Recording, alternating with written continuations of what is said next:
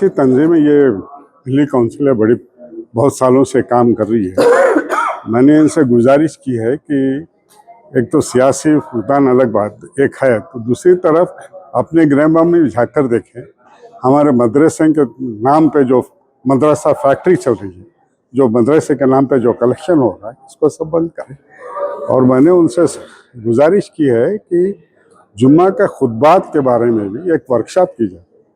जुम्मा के खुतबात में क्या हो रहा है, चीख कर चिल्ला कर क्या बोल रहे हैं। दरमियान में आपसे एक गुजारिश करना ये चाहता हूँ कि मैं बात कर रहा हूँ, सामने ये मैं बातें क्या नहीं वो आप बाद में वो आप जाके बाद में बात करें। तो ये बाद में बात मदरसा फैक्ट्री जो है इसको बंद करें। मदरसे के नाम पे जो कलेक्शन हो रहा है इसको बंद करें। मदरसे में अंग्रेजी भी पढ़ाएं, कन्नड़ा भी पढ़ाएं, जहाँ जहाँ लोकल ज़बान है वो पढ़ाएं और एक अच्छे माहौल में पढ़ाएं। ये जो हो रहा है ठीक नहीं है। हर जगह जो कलेक्शन हो रहा है, उलमा इकराम की मैं बड़ी इज्जत करता हूँ। मेरे सारे सियासी सफ़र में उलमा इकराम की दुआएं शामिल रही हैं और जब तक हैं हम उलमा इकराम के साथ रहेंगे।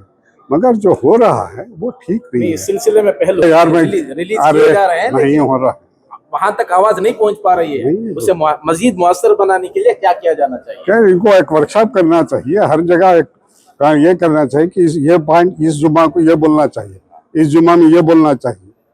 तरबियती ममालिक में तो ऐसा नहीं होता ना। यहाँ आप एक एक घंटा बयान करते हैं, आलतू फालतू बातें करते हैं, ठीक बात नहीं करते आप।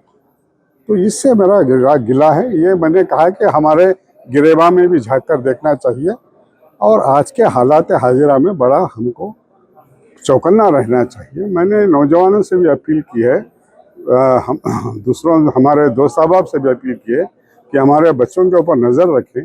अपना मोबाइल किससे कहाँ से आ रहा है, किसी अजनबी से फ़ोन आ रहा है तो उस अजनबी के फ़ोन पे किसी को रेस्पॉन्ड ना करें। पता नहीं वो फ़ोन कहाँ से आ रहा है, कब से आ रहा है। अब जो दिल्ली के हालात के बाद जो माहौल बना है, तो हमको हमारे बच्चों को बड़ा चौकन्ना रहना चाहिए। मजहबी जमातों को भी इसमें हमको चौकन्ना रहना चाहिए।